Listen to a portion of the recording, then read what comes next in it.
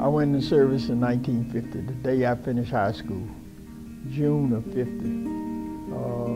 15 days later, the Korean War started. So after basic training, I went to Korea. William Taylor's service started early.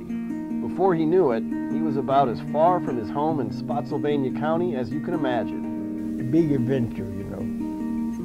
Been going to the movie and reading the comic books and going off to war, not realizing that it's a little different than what you see in the movie.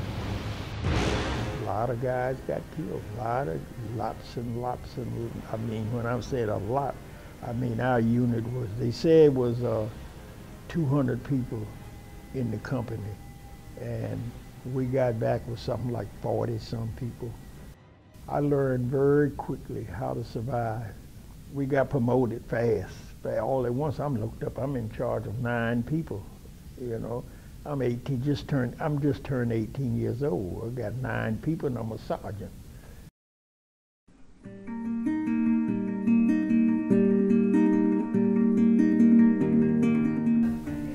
These days, Ori Manchester finds excitement in the pages of murder mysteries. But the stories from her life could fill a book of their own. I joined the Navy right out of high school. Well, about a year after high school. I was stationed at the National Naval Medical Center in Bethesda, Maryland. The first place they put me was on the psychiatric ward. I think I was on most of the wards in that hospital before I left. From her post as a nurse at the medical center, Ori had a front row seat to history. When President John F. Kennedy was assassinated in 1963, his body was brought to Bethesda for examination. They got all the enlisted men, even if they were not on duty, and you would see them all the way around the hospital, arm to arm, all the way around, so that reporters couldn't charge in and all this.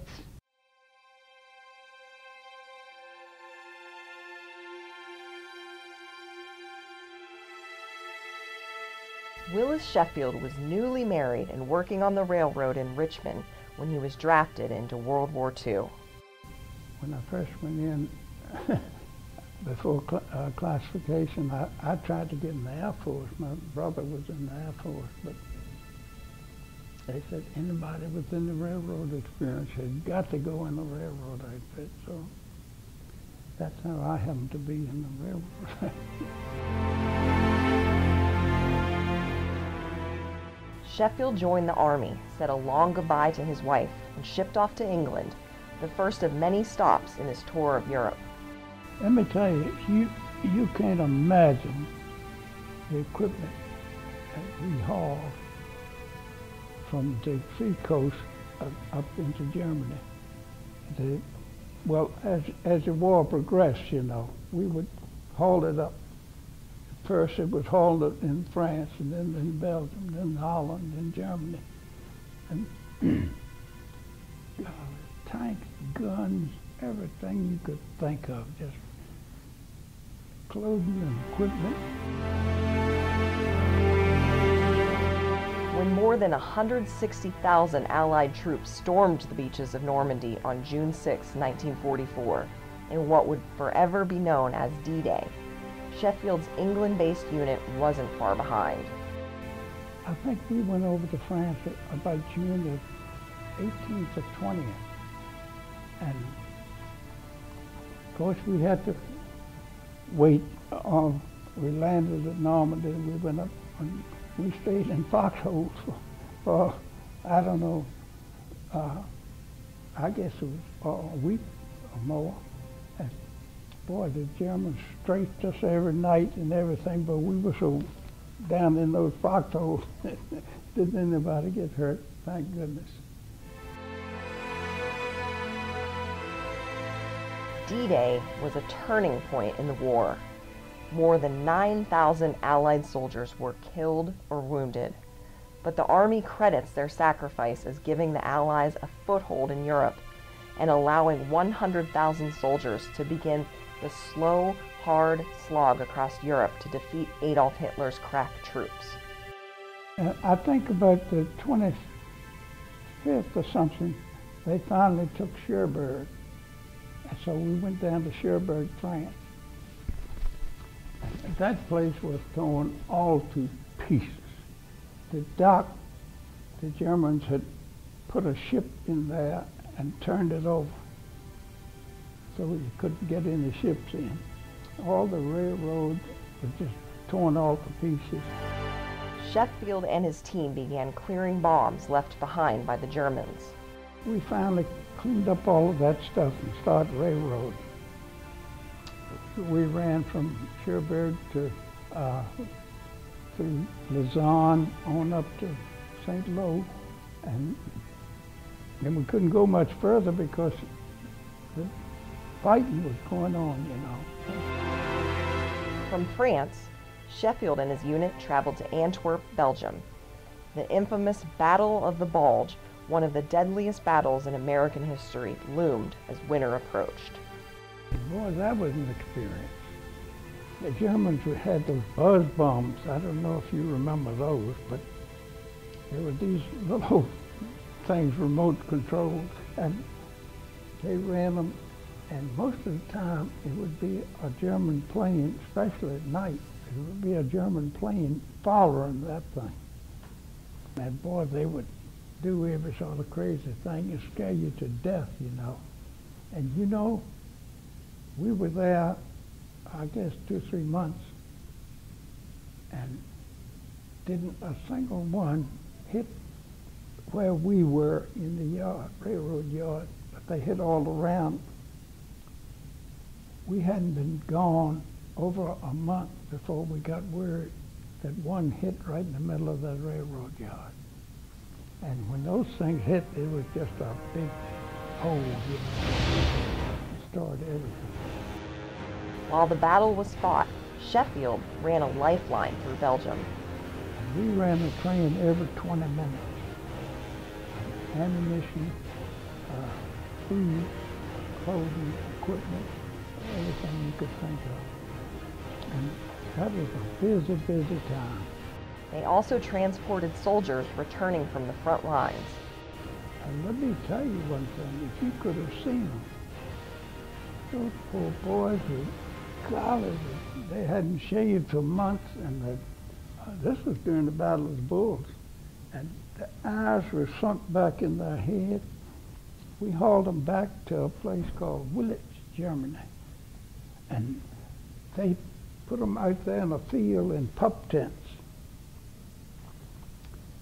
And you know, those boys had to get up every morning at 5 o'clock, and they had them out there marching, and it rained and rained, and they were in those little pup tents.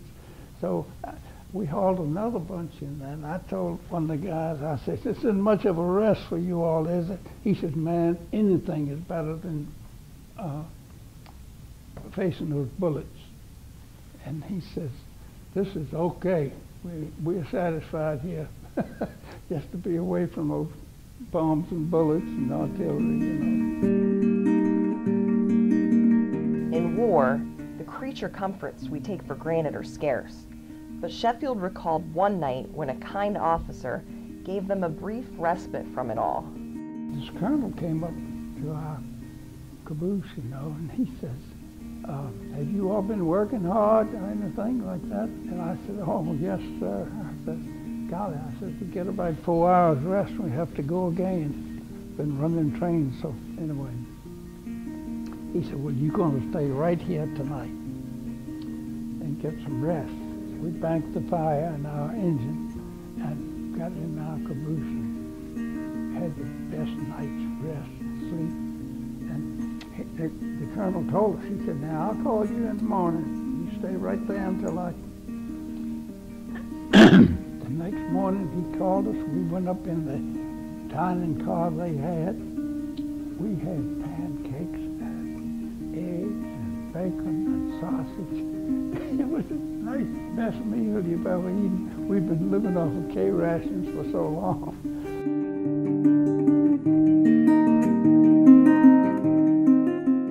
Eventually, the war came to an end, and a few months later, Sheffield was sent home to America. He will never forget the men he left behind. Veterans Day is a sad day, and yet it's a happy day that the government and the people honor the soldiers, you know, that were in the war and fought all that.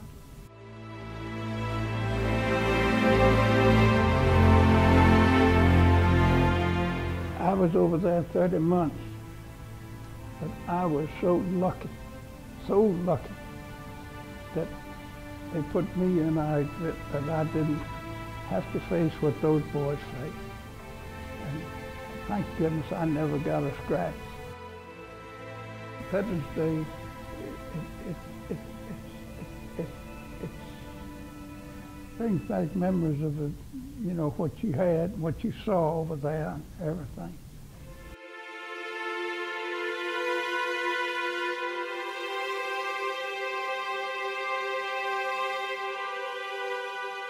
When she thinks about Veterans Day, Manchester shrugs off her own service and instead musters a nurse's instinct to care for those who served just like she did. I always try to be cheerful around them. When I go around here and I see men without any legs or with one leg, or they're walking with crutches or something, and I go up to them and I say, "Oh, you're doing so good. You want me to walk with you?"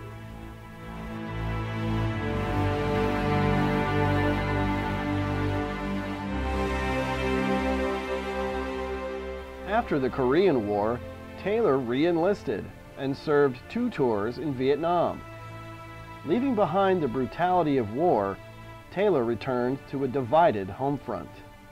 I came through the part of the Vietnam War where they were spitting on me. Taylor turned a negative into a positive, and Veterans Day into a day of service. November '86, I started doing buddy poppies on Veterans Day at the mall in Fredericksburg. And I did buddy poppies for 20 years at the mall on Veterans Day and on Memorial Day. I used to speak real loud, and my voice was to go out in the parking lot, and people would come and they would be hollering, "Buddy Poppy," before they get out of the car, you know, they'd be on their way over. Taylor estimates he raised $50,000 in 20 years selling those little red flowers to benefit the VFW. So many veterans, they need help, you know, and widows, they needed somebody to say, "Well, we'll look out for you. Your husband was a veteran." That's my feeling, you know. You'll always be a part of us. With a lifetime of service under his belt, Taylor now wears his hat with pride, emblazoned with the names of 2 of America's most harrowing conflicts. Nowadays, he feels the nation's gratitude on Veterans Day and most other days as well. Now I meet people. That's why I wear my hat all the time, and they say, "Thank you for your service. Thank you for your service."